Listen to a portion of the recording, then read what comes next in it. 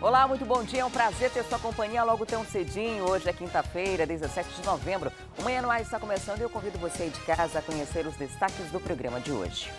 Secretaria de Segurança Pública divulga plano de ação no combate a assaltos do transporte coletivo. Entre as propostas estão a implantação de câmeras nos terminais. Uma outra alternativa é acabar com o pagamento em dinheiro das passagens. Mas essa proposta já tem causado discussões. A população teme que, sem dinheiro nos caixas, eles virem o único alvo dos bandidos. Já os cobradores temem pelos empregos. Para incentivar o uso do Passa Fácil, o Sinetran promete ampliar postos de vendas de crédito. Ponte às Escuras, um dos cartões postais da cidade, está sem iluminação e gera insegurança na população. Iluminação por aqui só mesmo dos faróis dos carros. Com a baixa visibilidade, por pouco, Fernando não teve um acidente mais sério. Você sabia que alguns alimentos podem agravar enxaqueca? No quadro Mais Saúde, a gente conta que alimentos são esses e traz ainda dicas de alimentação saudável para evitar as famosas crises de dor de cabeça. A nutricionista lembra que, em situações de estresse, é comum as pessoas consumirem justamente o que deveriam evitar. Você vai ver também os melhores momentos do Peladão a Bordo Reality, que começou ontem aqui na TV A Crítica. Quer saber quem está no barco? Então não perca o Manhã no Ar de hoje. Sejam bem-vindas!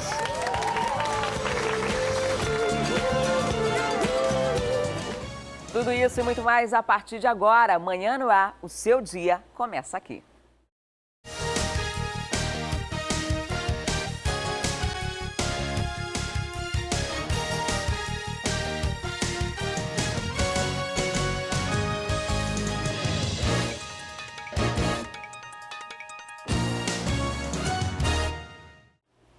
Olá, muito bom dia. São 6 horas e 5 minutos. Nós estamos ao vivo e você pode participar do Manhã no Ar com a gente. Manda para cá as suas sugestões de reportagem, denúncias e flagrantes. É só enviar uma mensagem de áudio ou vídeo para o nosso WhatsApp. Anota aí, 992 25 8767. Entra também em contato com a gente na página do Facebook, que é Manhã no Ar. Interage com a gente por lá.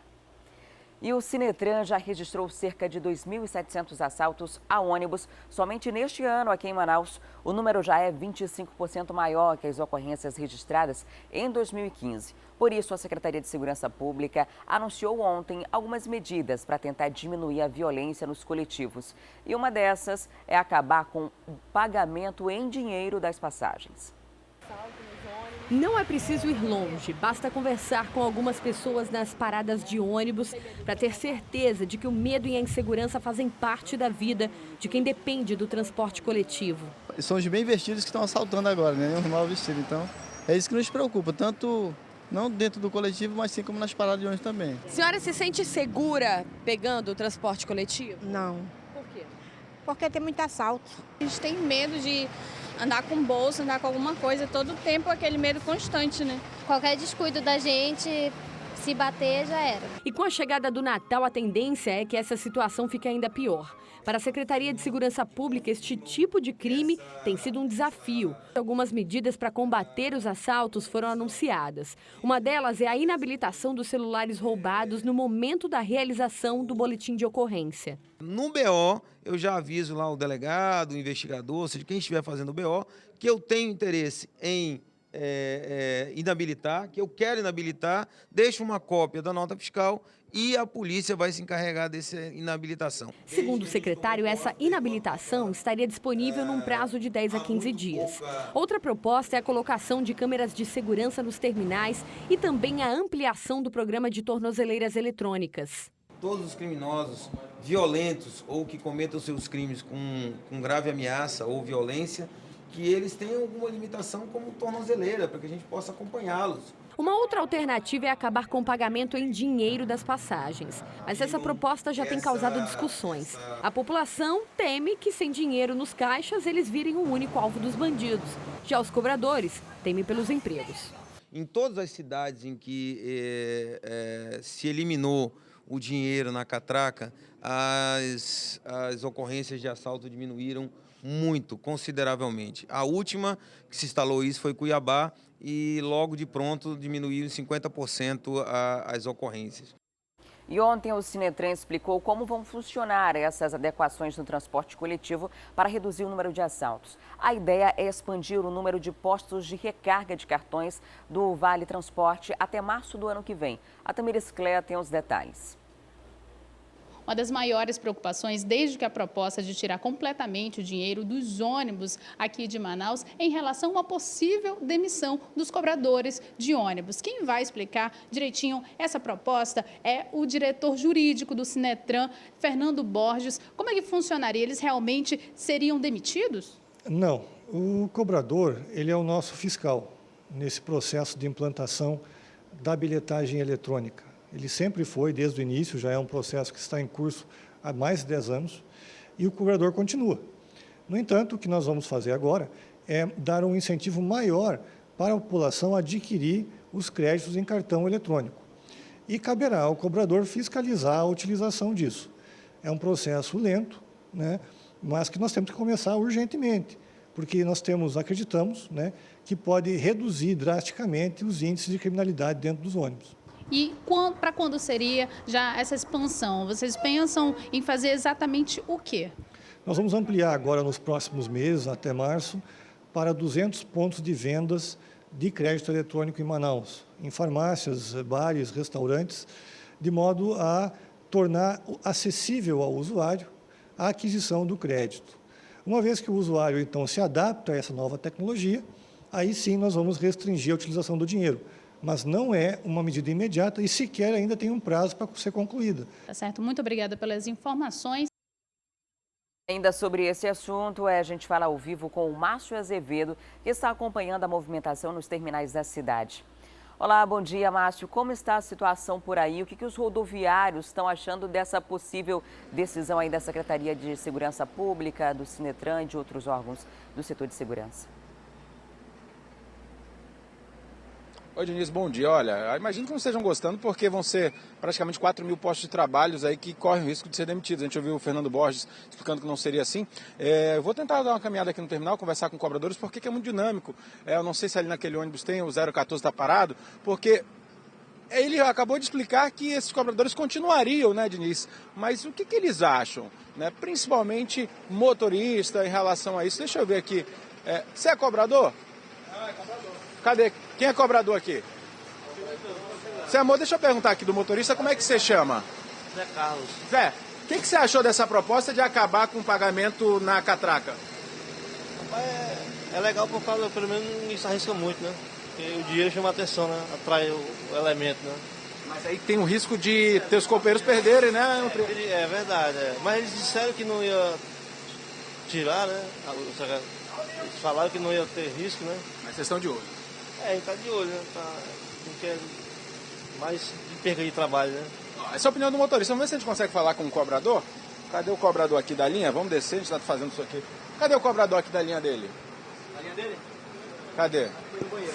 Bom, o que você acha dessa proposta? De acabar com os cobradores, ou possibilidade de acabar com os cobradores para o pagamento ser feito direto no passo a passo e acabar o dinheiro dentro dos ônibus?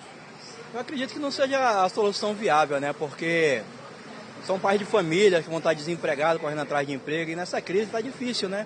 Eu acredito que a Secretaria de Segurança Pública tem que fazer um trabalho melhor para que seja combatido os assaltos dentro dos ônibus. Você é motorista? Eu sou motorista. Você acha que acabando a circulação de dinheiro dentro do ônibus, você se sentiria mais seguro? Acha que diminuiria os assaltos? Com certeza que não, porque quando ele vem para roubar, ele não vem para roubar só o dinheiro, ele vem para roubar os passageiros, celular, e tiver dentro do coletivo. A intenção dele não é só o dinheiro, né? E com certeza isso não vai diminuir. Ainda corre o risco dos colegas perderem o posto de trabalho. Ainda corre o risco de vários colegas ali ficarem desempregados. Olha, tá parando o ônibus, obrigado. Tá parando o ônibus aqui, vai descer uma cobradora. Vamos ver qual a opinião dela, que até agora... Tudo bem ser cobradora. O que você está achando dessa proposta de tirar o trabalho de vocês para pagar direto no Passa Fácil? Oi? O que você achou dessa proposta que pode... O governador está punindo muitos trabalhos, pai de família e passa da mão nos bandidos. Tá aí, essa é a opinião dos cobradores, Denise, e de quem trabalha no sistema. Eles não acreditam muito que esse corte do pagamento em dinheiro vá mudar um pouco essa realidade. A gente tem as opiniões aí que são contrárias do sistema, informando que em capitais onde foram implantadas essa forma de pagar só na bilhetagem eletrônica, caiu, como disse agora o doutor Sérgio na entrevista, em cerca de 50%, né, os assaltos, mas aqui em Manaus os trabalhadores não acreditam muito que isso vai acontecer, não. Agora não tem muito para onde correr, se for decidido isso, é esperar para ver o que vai acontecer, como nós falamos ontem. Será que eles vão implantar em toda a cidade de uma vez? Vai ser implantado em algumas linhas de maneira experimental? E o medo é que realmente, como disse essa trabalhadora, é que os pais de família, eles acabam perdendo o emprego, mas a gente teve a declaração do setor jurídico do Sinetran que isso não vai acontecer. É esperar mesmo e aguardar que de fato vai ser feito e de fato vai ser efetivado com essa proposta aí feita e exposta ontem pela Secretaria de Segurança Pública e Ministério Público do Estado para tentar diminuir um pouco a violência dentro dos coletivos da cidade de Manaus.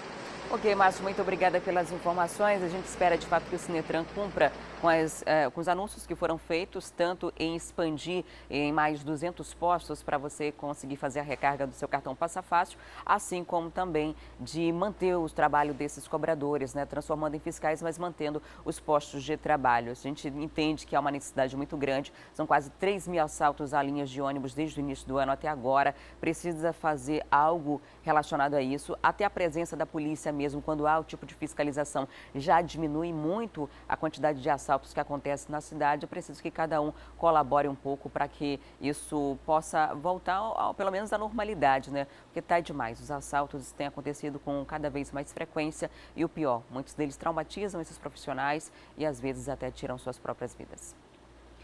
E a polícia investiga a morte de um adolescente lá no Conjunto Santa Inês. O crime aconteceu na tarde de ontem e a suspeita é que tenha sido um acerto de contas. O Márcio Paes Barreto tem essas informações. O crime aconteceu aqui na rua P do Conjunto Santa Inês, no bairro Jorge Teixeira.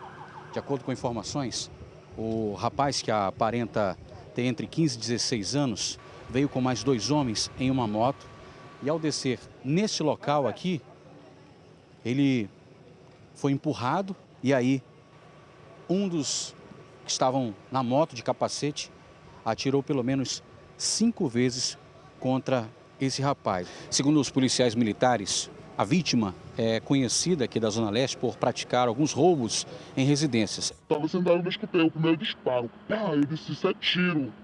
Quando eu falei isso é tiro, eu me levantei, que eu olhei, o cara foi dando o segundo disparo. Aí eu olhei de novo, o cara já estava tirando, e foi na hora que ele subiu na moto e saiu, foi embora. E o caso agora segue para a Delegacia Especializada em Homicídios e Sequestros para tentar identificar quem são esses dois homens que atiraram e mataram esse rapaz aqui no Conjunto Santa Inês.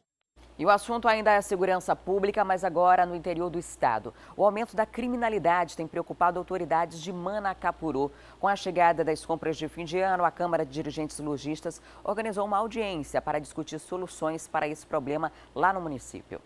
O índice de criminalidade e o aquecimento das compras de fim de ano levantaram o alerta da Câmara de Dirigentes Lojistas do município, que convocou uma reunião com as polícias civil e militar e representantes do Ministério Público.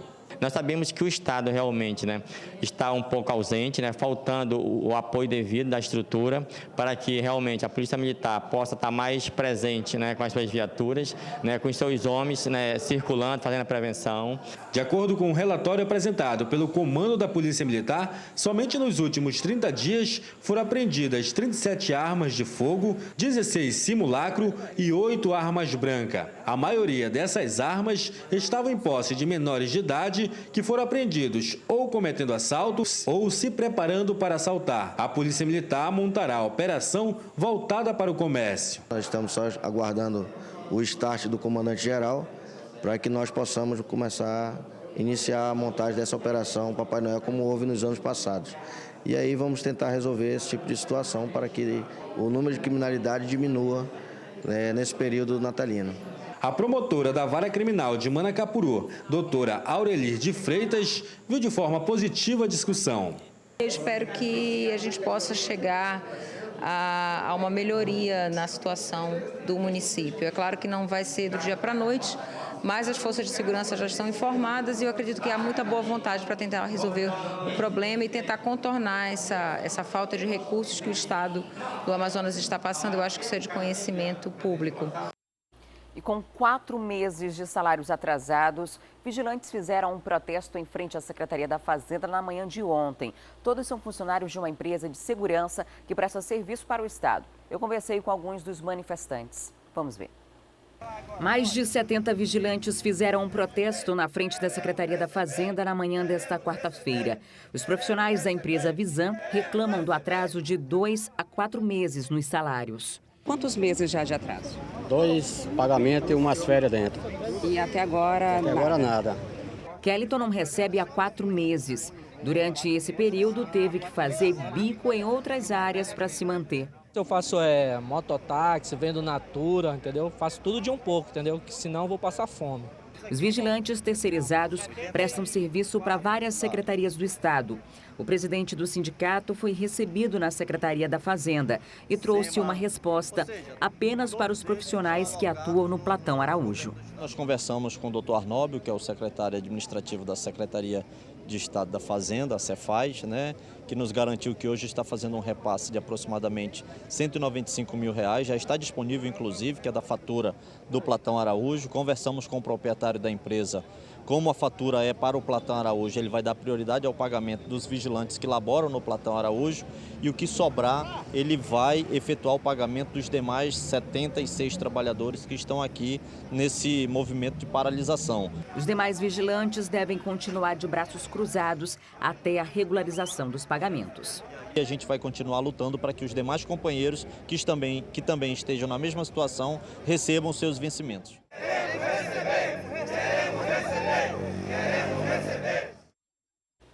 Em nota, a Cefaz informou que as pendências financeiras com a Visan registradas no sistema da Secretaria já foram liquidadas e recomenda que trabalhadores com salários atrasados procurem a empresa em busca de um posicionamento. A Secretaria esclareceu ainda que casos contratantes atrasem o processo de pagamento, o fornecedor deve acionar os meios competentes para garantir a liquidação.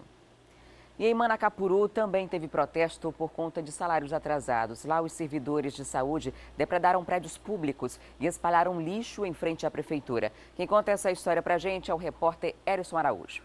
Foram inúmeras manifestações pacíficas cobrando os atrasos salariais. Os profissionais da saúde foram às ruas mais uma vez e, sem respostas, eles protestaram jogando tinta e lixo no prédio da Prefeitura e da Câmara Municipal. Nós estamos apenas exigindo os nossos direitos, nós queremos os nossos salários, nós queremos, sabe por quê? Porque nós produzimos, então nós temos o direito sim de receber. Os manifestantes invadiram e depredaram o prédio da Secretaria de Saúde do município e jogaram tinta e ovos, além de espalhar lixo por todo o local. De acordo com os profissionais da saúde, a situação só chegou a este ponto porque os mesmos estão com 4 meses de salários atrasados. Ainda segundo eles, após inúmeras tentativas de negociação com a Prefeitura de Manacapuru, sem sucesso, eles resolveram protestar desta maneira. Então a gente chegou ao nosso limite. Aconteceu tudo isso que estão fazendo, pode chamar a gente de vândalo, mas não é vândalo, gente. Nós somos pais de família, mães de família, temos conta para pagar, temos família para sustentar e sem dinheiro não tem condições. Então chegamos ao nosso limite. O Sindicato Estadual de Saúde acompanhou a manifestação e, apesar de apoiar o ato, discorda da depredação de prédios públicos. Vimos que essa situação não é uma coisa conivente com o sindicato. Então, o que falamos para os trabalhadores?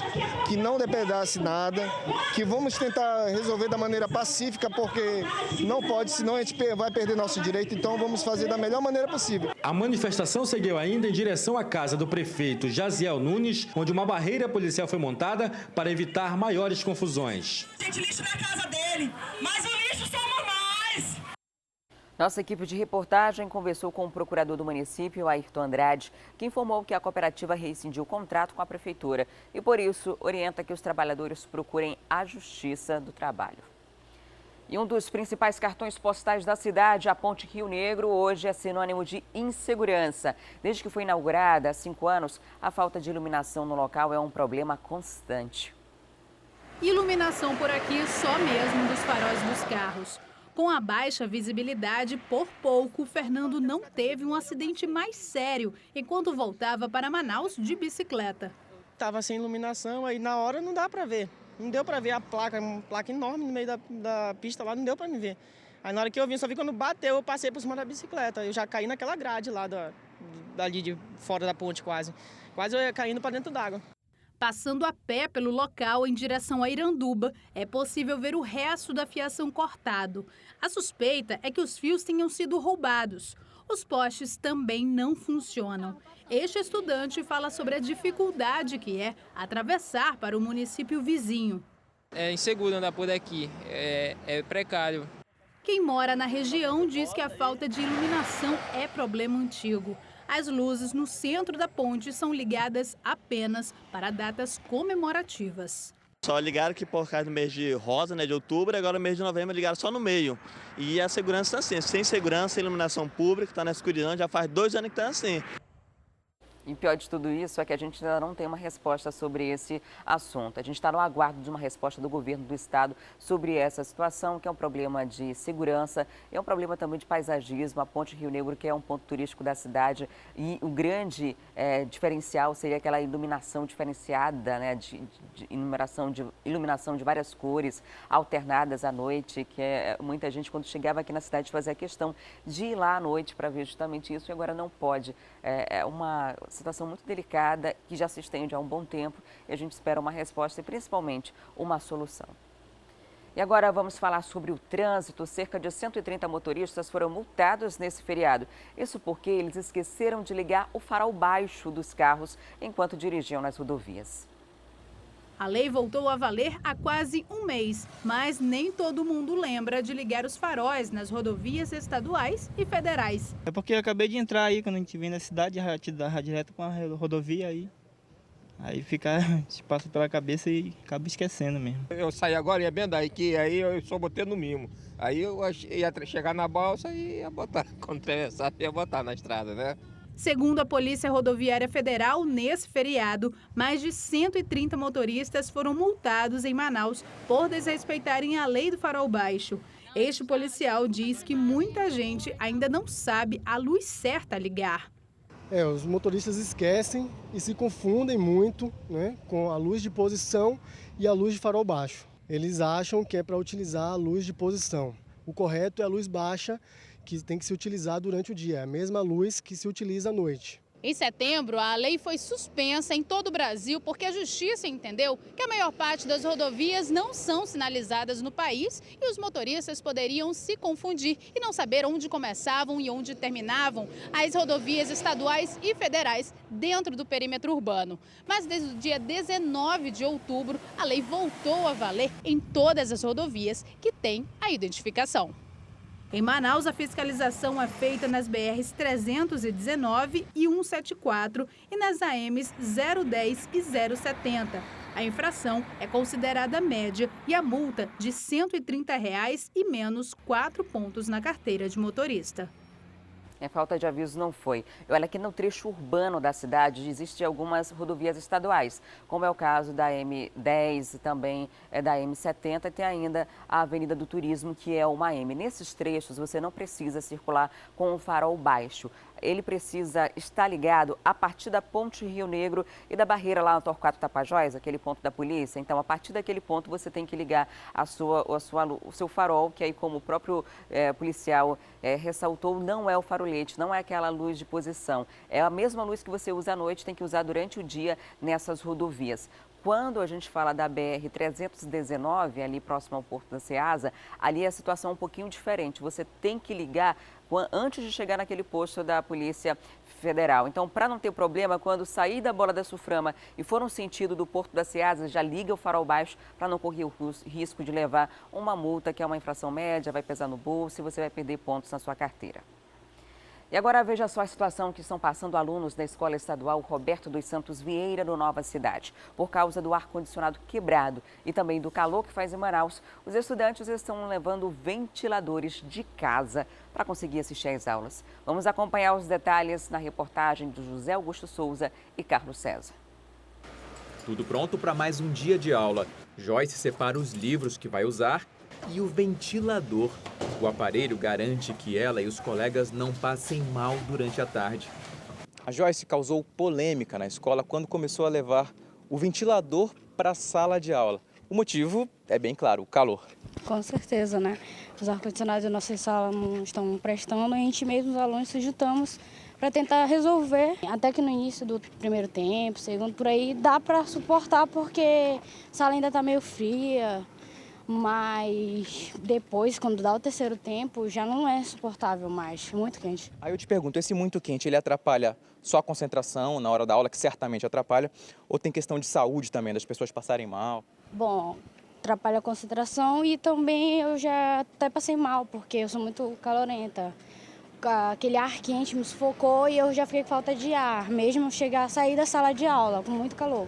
Essas fotos foram feitas pelos alunos e divulgadas nas redes sociais. Eles também fizeram vídeos que comprovam o uso do ventilador na sala de aula. Aqui é a nossa sala, no segundo 5, no Roberto Santos Vieira. A sala não tem ar-condicionado.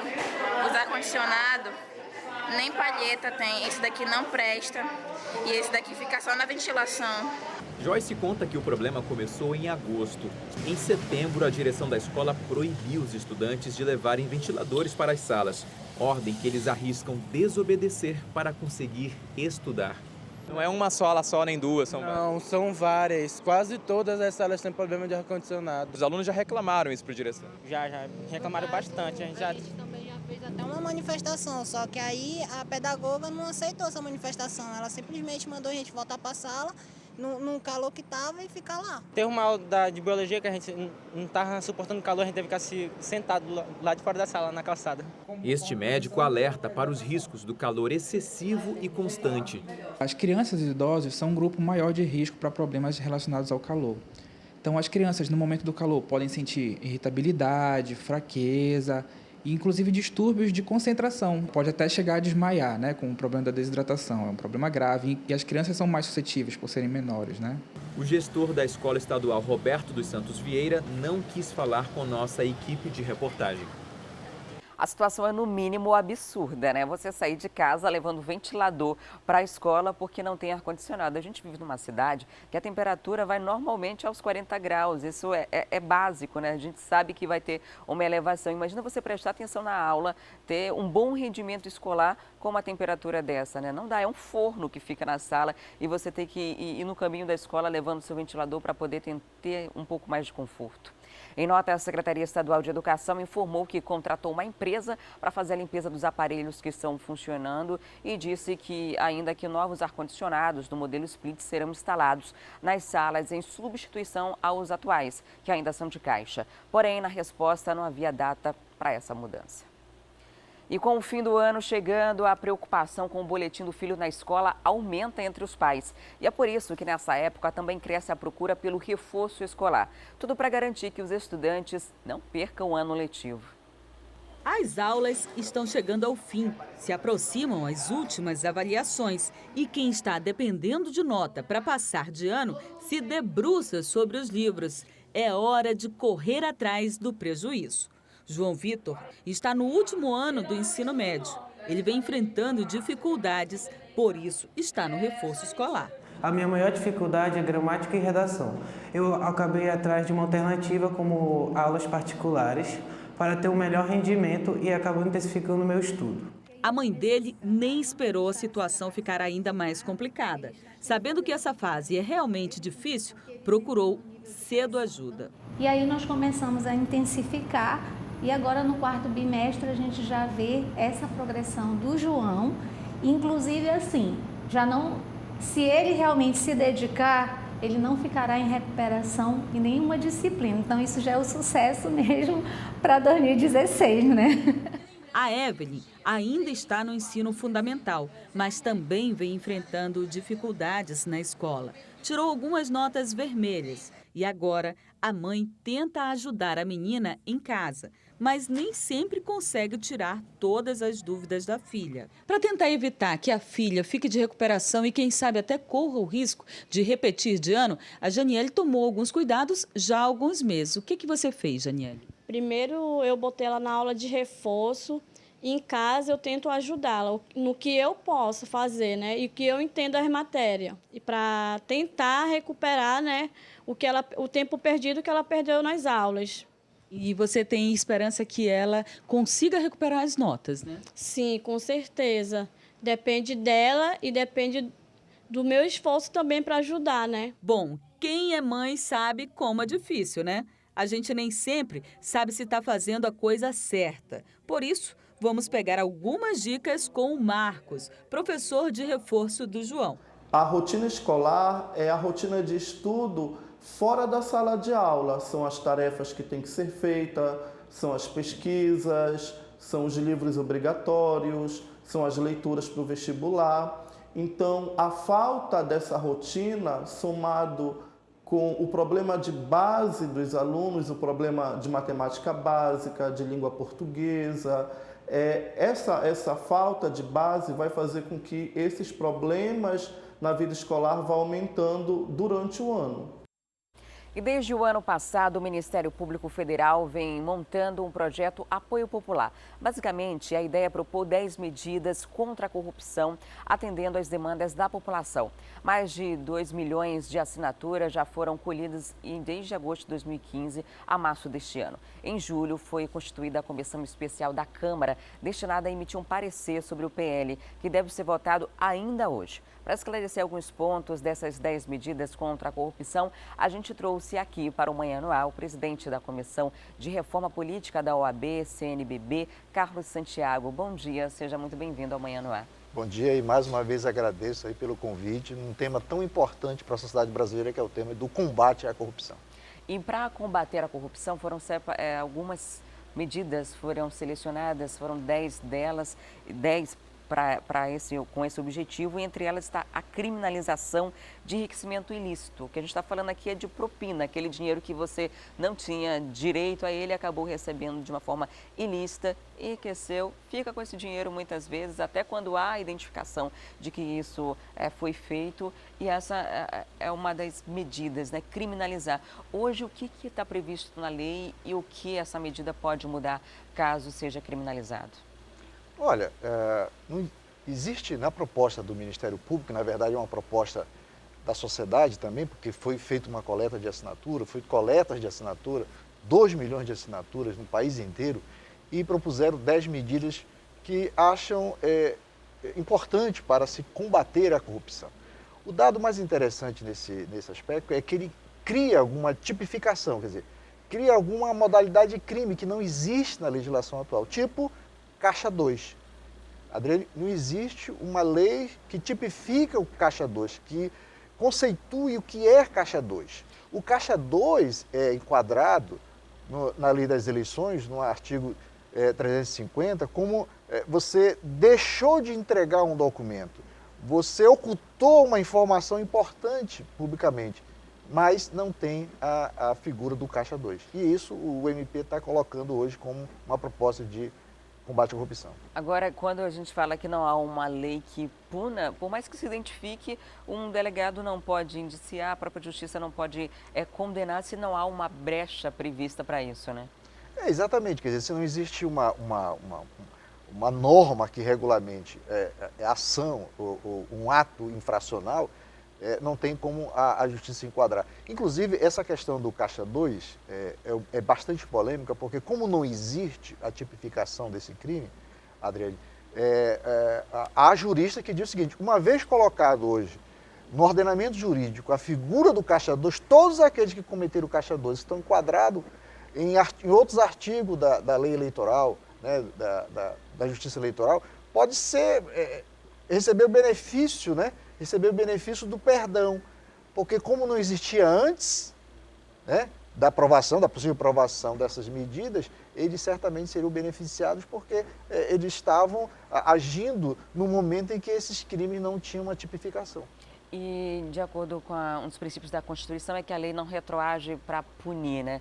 Então, no caso, ela valeria, se aprovado agora a medida, ela seria a partir dos próximos casos identificados, ou até mesmo, por exemplo, alguém cometeu um Caixa 2 esse ano, foi identificado lá na frente, mas quando cometeu ainda não estava valendo, essa pessoa pode acabar passando impune por essa situação. Por isso que falo que essa proposta, inclusive a proposta do próprio Ministério Público Federal, mas os juristas colocam o seguinte: olha, se muitos dos políticos, se muitos partidos utilizaram Caixa 2 e a Lava Jato está aí para demonstrar isso, eles seriam absolvidos. Eles não seriam enquadrados mais como caixa 2, eles seriam esquecidos desse tipo de tipificação penal, de tipificação de crime eleitoral, porque não existia antes essa figura do caixa 2 como um crime tipificado.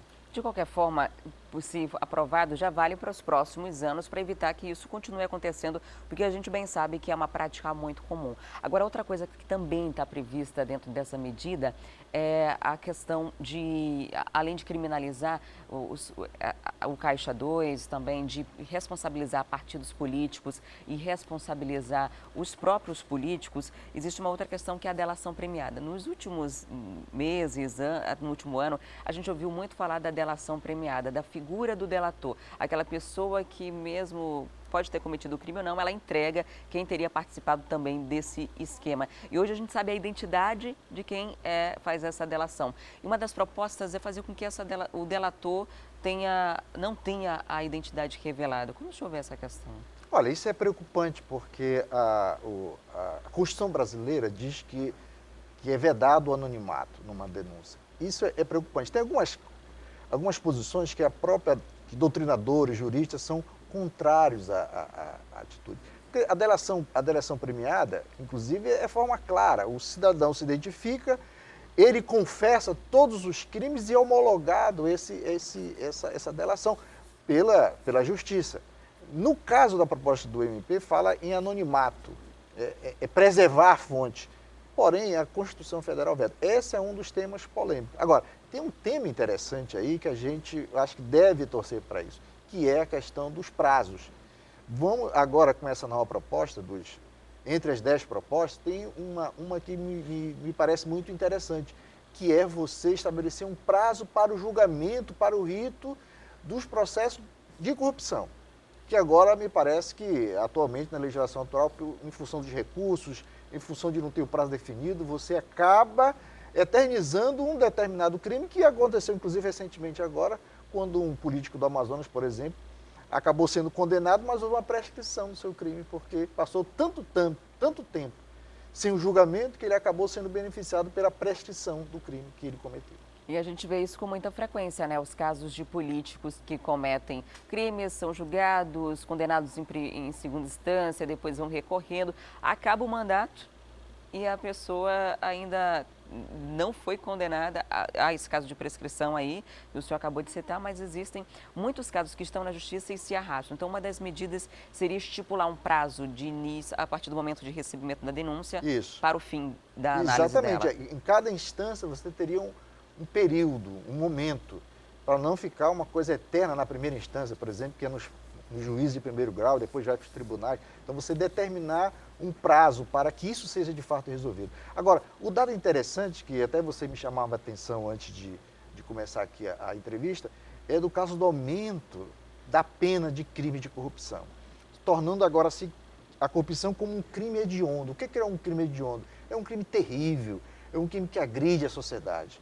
Então, agora, atos ilegais, crimes de corrupção, serão crimes hediondos, terão sua penas aumentada, haverá o valor maior da punição e também o tempo de punição será também muito maior. A gente separou, inclusive, uma arte que tem algumas dessas informações, né, dessas medidas, dessas 10 medidas. Uma é a segunda que você vê aí na arte, é o crime hediondo, tornar a corrupção um crime hediondo. Agora, seria para todo tipo de corrupção? Porque quando a gente fala de crime hediondo, é um crime que afeta a sociedade, o que tem um impacto muito grande. E a corrupção é justamente isso, é você tirar um dinheiro da saúde pública e você não tira apenas o dinheiro da saúde pública, você tira vidas, porque são pessoas que deixaram de ser atendidas por isso. Quando você tira o dinheiro de uma estrada, você atrapalha o atendimento médico, o deslocamento de uma pessoa. São prejuízos à vida que a corrupção gera, à educação, à qualidade do seu dia a dia. Então, quando se torna hediondo, muda o que na prática? Hoje, se fosse condenado, seriam quantos anos? A partir do momento que se torna hediondo, a punição pode chegar até quanto? Olha, essa proposta está conjugada com a ideia de que é estabelecido um valor, né? Parece 100 salários mínimos, me parece. A partir daí, começa a ser um crime hediondo e quando é crime hediondo, as penas elas são muito maiores, tipo assim, 12 anos, porque é algo muito pesado, porque geralmente geralmente se coloca na doutrina atual crimes de corrupção ou malversação de recursos públicos e a penalidade é muito pequena ali, tem até semiaberto. Agora não, vai ser extremamente duro. Eu acho que o dado interessante também nessas propostas que estão sendo colocadas aí na tela da TV é a ideia de que haja não só um combate, não só a punição, mas haja educação. E aí a proposta fala, inclusive, destinar recursos, um percentual de recursos dos órgãos públicos para prevenir, para educar o cidadão ou o funcionário de que corrupção não é algo que deva ser praticado. Entendeu? A corrupção não pode agir dessa forma. E voltando para a ideia que você colocou do crime hediondo, porque em alguns momentos, praticamente em todos os momentos da vida política brasileira, faço essa ressalva, o crime compensa.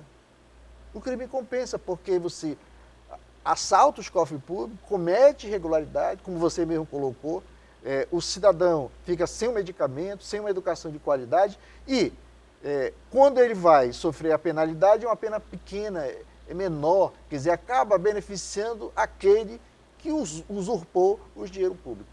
A gente tem ouvido falar muito da Operação Lava Jato, de todas as consequências dela, dos desdobramentos, de pessoas que fizeram delação, outras não, pessoas presas. A gente teve agora no Rio de Janeiro o caso de prisões, né, de ex-governadores, e isso tudo causa uma repercussão muito grande. Quando a gente ouve o valor, são sempre cifras milionárias de desvio. Mas na prática, mesmo quando há essa condenação, esse dinheiro custa ou nem é devolvido.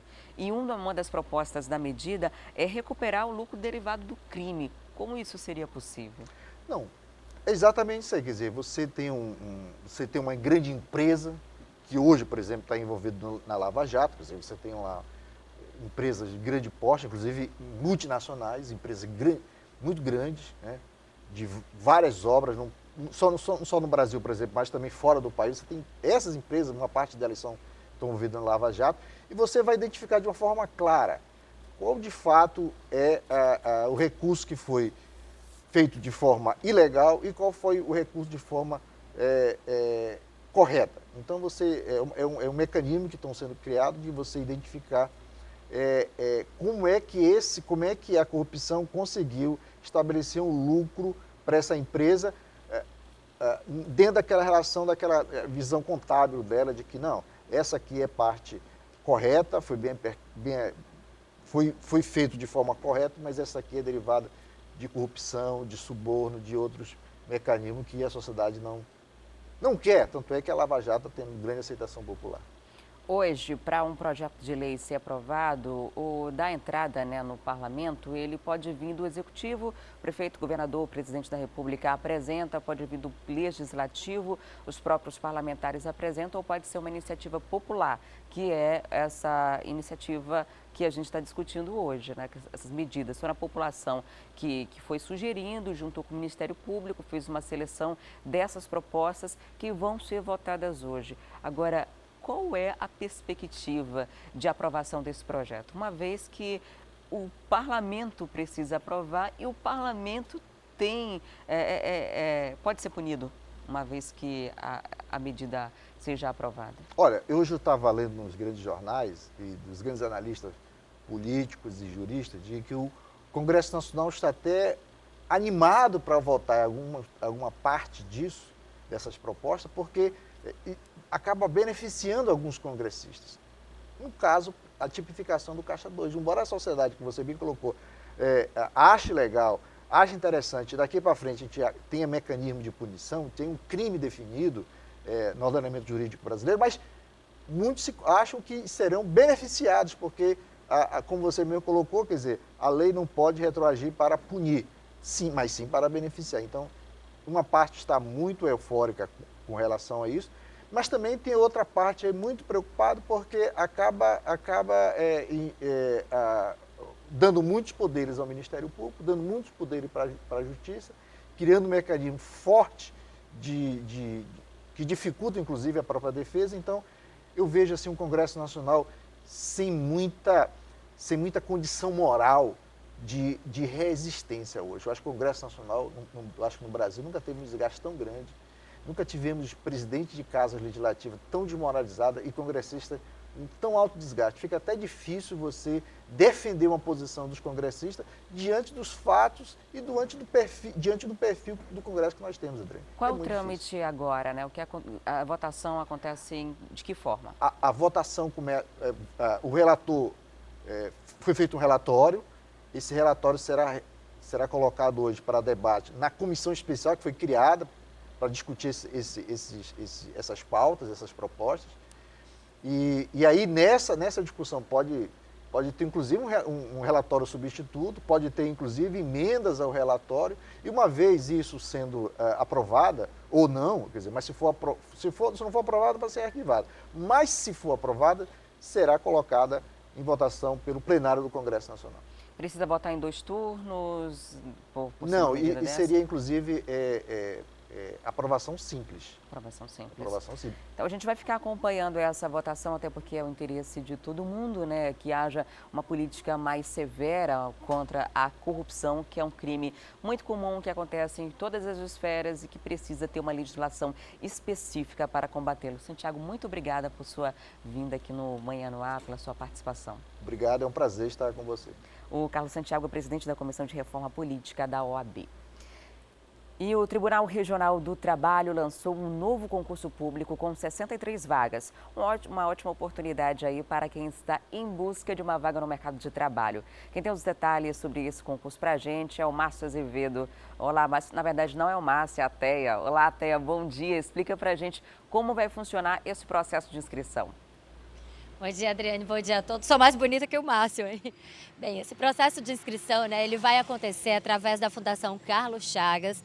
Existe aí um endereço eletrônico que os candidatos vão ter que entrar para poder fazer esse concurso. É o concursosfcc.com.br. Adriane, esse concurso do Tribunal Regional do Trabalho da 11ª Região, ele deve ser um dos mais concorridos dos últimos tempos. Isso por 2 motivos. O primeiro é porque os salários que são pagos no Tribunal Regional do Trabalho, eles são muito bons. Só para você ter uma ideia, as pessoas que vão concorrer ao cargo de nível médio, elas vão concorrer aí também a um salário de cerca de R$ 6.167 R$6.167. As pessoas de nível superior vão receber um salário que é mais de R$10.000.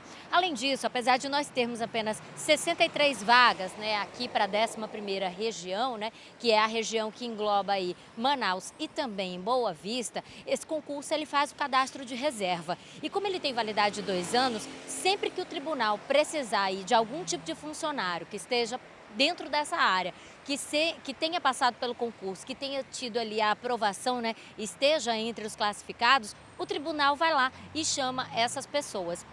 O Tribunal Regional do Trabalho aqui no Amazonas, por exemplo, ele está sendo ampliado. Eu fui ontem, por exemplo, ali na área da Rua Visconde Porto Alegre, justamente para fazer, né, para dar essa informação para o Alô Amazonas, e o prédio está ampliando justamente porque contratações são previstas já a partir de 2017. Quem quiser fazer a inscrição tem 2 tipos de cargo. De nível médio é o cargo de técnico judiciário. Existem 2 tipos de vagas disponíveis, que são vagas para a área administrativa e também vagas para técnicos de enfermagem. E para esse caso nós temos aí disponíveis 28 vagas. A taxa de inscrição é R$ 90. Quem tiver nível superior, for graduado, pode concorrer aí à vaga de analista judiciário. E aí nesse caso existem várias áreas de atuação onde a pessoa pode concorrer. Existem áreas, por exemplo, como arquivologia, arquitetura, engenharia, medicina, odontologia. Quer dizer, existe toda uma gama aí de formação que você pode concorrer, sem contar que às vezes também tem aqueles cargos ali que são justamente para pessoas que são graduadas em qualquer tipo de universidade. Nesse caso, a inscrição é R$ 120, vão ser 35 vagas disponíveis e a distribuição vai acontecer, como eu já falei, entre Manaus e entre Boa Vista, ou seja, o TRT ele atende tanto aqui o Amazonas quanto também o estado de Roraima. A prova está prevista para o dia 19 de fevereiro.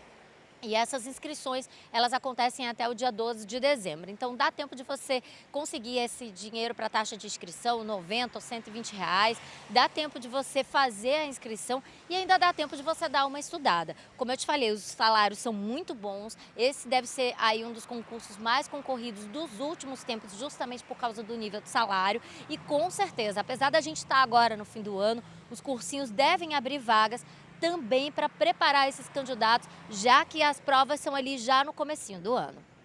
Ok, Thea, muito obrigada pelas informações. E agora nós vamos ao vivo lá para o estúdio da Rádio Acrítica, 93.1 FM, conversar com a Deilson Albuquerque e com a Micaele Cevalho, que estão ao vivo por lá. Olá, bom dia, meninos. Bom dia, Adriane. A gente começa falando de uma coisa bem inusitada, quando a base de situação começa a falar mal do próprio governo. A gente está falando da Assembleia Legislativa e ontem aliados do governador José Mello fizeram algumas críticas em vários setores. A segurança pública foi um desses setores criticados pelos próprios parlamentares aliados ao governo. É verdade, Adriane. Olha, uma situação realmente que despertou curiosidade, porque a gente não imagina, né? Uma base aliada falando justamente do governo. Foi isso que aconteceu ontem na Assembleia. E olha, um dos mais influentes até nomes da base aliada chegou a criticar aí os critérios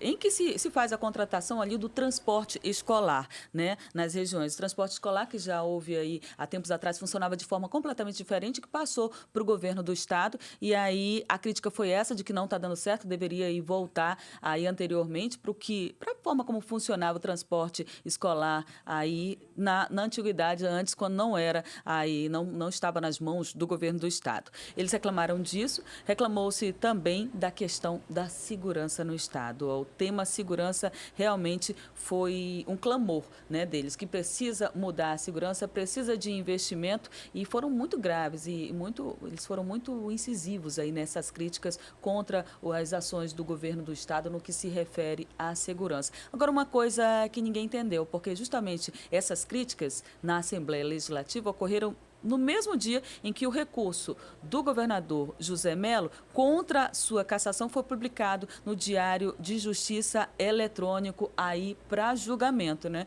É realmente esse desenrolar da política que ninguém estava esperando, ninguém estava imaginando. Aconteceu justamente no momento em que o governador precisava desse apoio, principalmente dos parlamentares.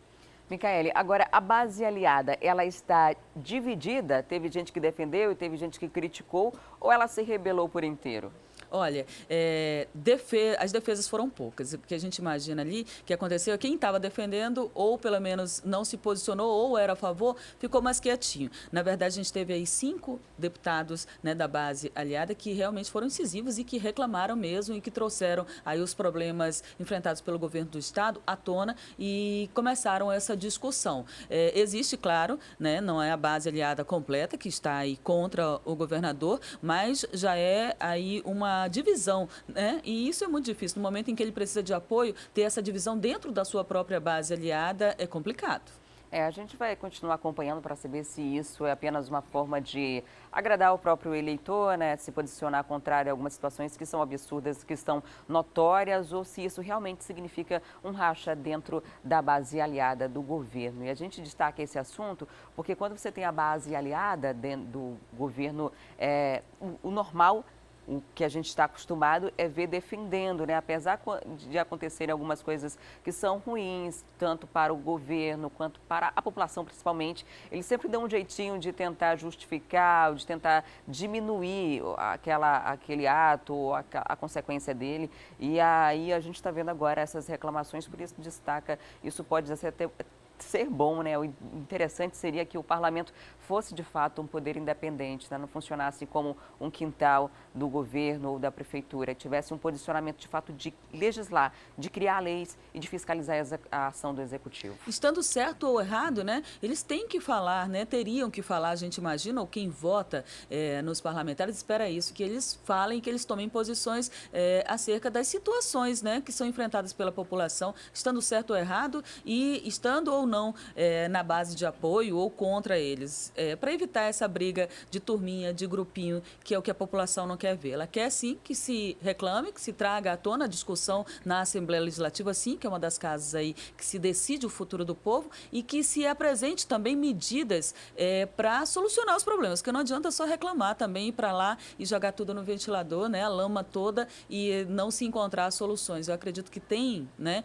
que sim, mostrar, tem problema na segurança pública, mas quais seriam as saídas e de que forma a Assembleia Legislativa, os deputados, podem contribuir para que esses problemas sejam solucionados, né, Adriana? Tem que resolver. E agora a gente muda de assunto. Serasa está dando oportunidade para contribuidores, consumidores, na verdade, com restrição de crédito, negociar dívida pela internet. Até quando vai esse feirão, Adeilson? Vai até o dia 26 agora de novembro. O feirão começou no dia 8 e tem muita gente que já aproveitou. Num resumão, assim, num ranking que foi divulgado, inclusive, pelo próprio Serasa, o Amazonas está na 24ª posição, ou melhor dizendo, na 12ª posição.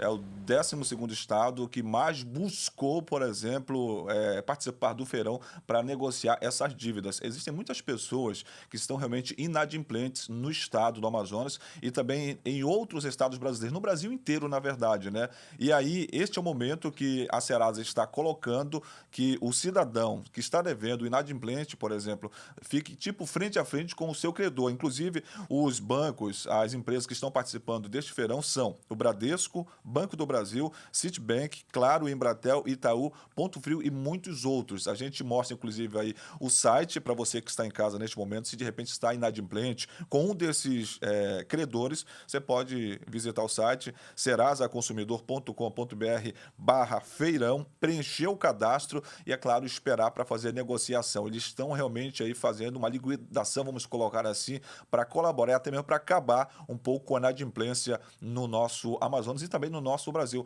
É uma oportunidade. Eles aproveitam isso também, Adriano Diniz, os credores, exatamente, juntamente com o Serasa, já que estamos vivenciando o final do ano, muita gente recebendo o 13º salário, assim como também restituição do imposto de renda, enfim, férias também. Então, eles aproveitam esse momento aí de um dinheiro um pouco mais quente na mão do consumidor para tentar também facilitar que ele quite suas dívidas juntamente com os credores. É uma oportunidade também. Quem ainda não fez isso, visite o site mais uma vez, serasaconsumidor.com.br/feirão, preencha o cadastro, faz a sua localização lá dentro mesmo do site, faz a negociação também e espera aí ficar o ano de 2017 um pouco mais tranquilo com o seu credor, né, Adriane?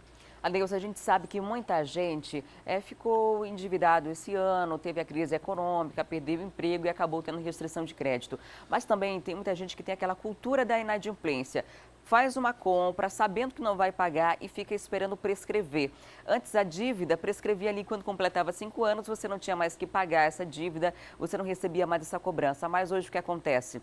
Os estabelecimentos vendem a sua dívida. Quando vai completar os 5 anos, vende para uma empresa especializada em cobranças. Essa empresa compra pelo menor valor e vai aventurar receber esse dinheiro. Chegou mais 5 anos, vende de novo. Então, a sua dívida não vai mais acabar. Então, o ideal é que você procure uma regularização. E essa é uma boa oportunidade, porque está chegando o 13º salário e tem também a oportunidade de negociar, bater juros. É melhor eles perderem a cobrança de juros e ganharem o recebimento desse valor que está sendo devido, às vezes já está sendo devido há muito tempo. Sem dúvida. E a Serasa Experian, por exemplo, não cita a percentagem de negociação.